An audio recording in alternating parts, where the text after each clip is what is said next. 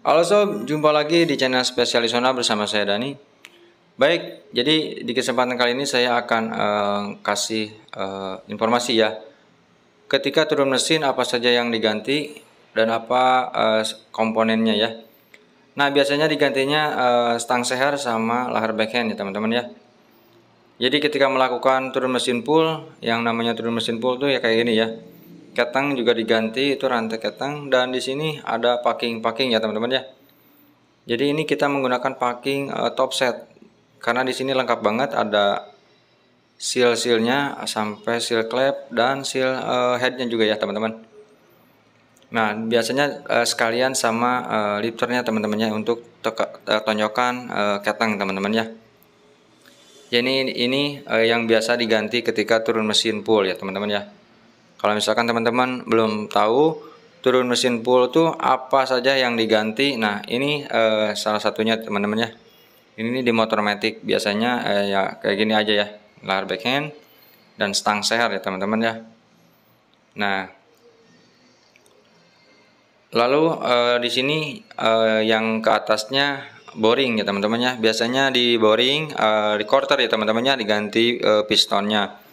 Kalau misalkan pistonnya sudah mentok ya paling di overboss atau ganti boringnya.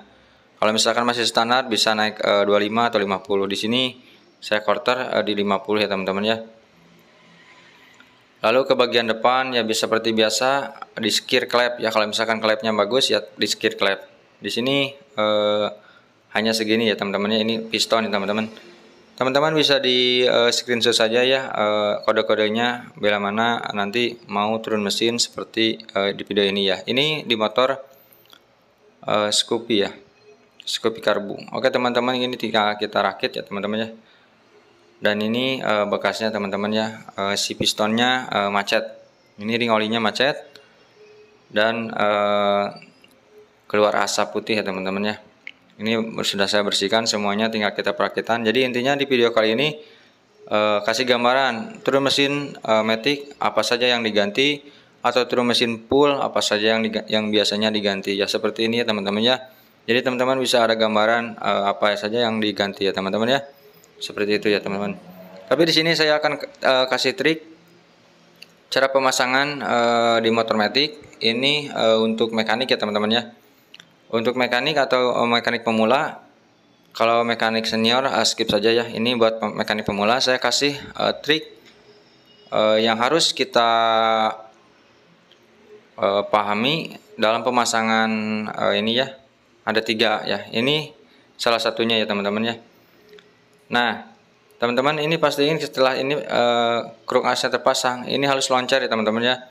Dipastiin harus loncat dulu sebelum pemasangan piston ya teman-teman. Ini harus loncat seperti ini, seperti yang saya lakukan ini ya teman-teman ya.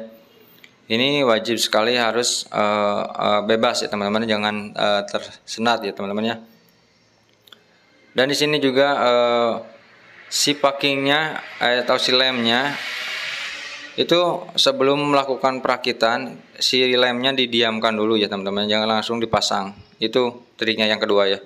Dan yang ketiga, perhatikan di bagian piston. Ketika pemasangan, teman-teman perhatikan ada huruf in ya teman-teman ya. Jangan kebalik ya teman-teman ya. Ini innya kalau dilihat dari depan emang kebalik, tapi ini harusnya ada di atas ya teman-teman ya. Huruf innya, jadi ini kalau dibaca dari depan ini ni ya. Tapi itu in ya, atas. Nah dan perhatikan ini si ring sehernya teman-teman ya. Yang depan harus sejajar ya teman-teman. Nah ini harus sejajar di atas in, dan yang belakangnya itu agak ke bawah kiri ya teman-teman ya. Jadi huruf Y teman-teman ya. Jadi segitu saja ya teman-teman informasinya, cara tips perakitan buat di motor matic ya teman-teman.